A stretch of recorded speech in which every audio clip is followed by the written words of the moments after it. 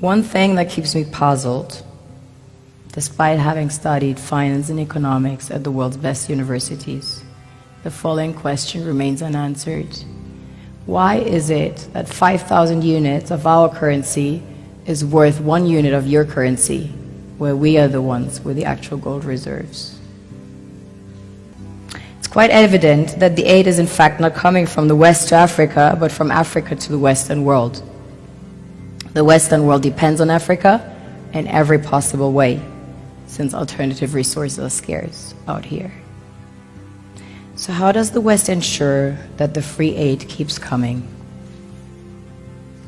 By systematically destabilizing the wealthiest African nations and their systems, and all that backed by huge PR campaigns, leaving the entire world under the impression that Africa is poor and dying and merely surviving on the mercy of the West. Well done, Oxfam, UNICEF, Red Cross, Life Aid, and all the other organizations that continuously run multi-million-dollar advertisement campaigns depicting charity porn to sustain that image of Africa globally. Ad campaigns paid for by innocent people under the impression to help with their donations. While one hand gives under the flashing lights of cameras, the other takes in the shadows. We all know the dollar is worthless, while the euro is merely charged with German intellect and technology, and maybe some Italian pasta. How can one expect donations from nations that have so little? It's super sweet of you to come with your colored paper in exchange for our gold and diamonds. But instead, you should come empty-handed, filled with integrity and honor. We want to share with you our wealth and invite you to share with us. The perception is that a healthy and thriving Africa would not disperse its resources as freely and cheaply, which is logical.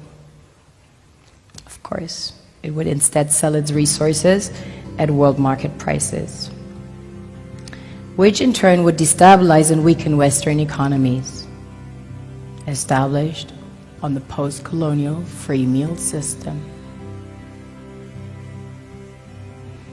Last year, the IMF reports that 6 out of 10 of the world's fastest growing economies are in Africa, measured by their GDP growth. The French Treasury, for example, is receiving about $500 billion year in, year out, foreign exchange reserves from African countries based on colonial debt they forced them to pay. Former French President Jacques Chirac stated in an interview recently that we have to be honest and acknowledge that a big part of the money in our banks comes precisely from the exploitation of the African continent.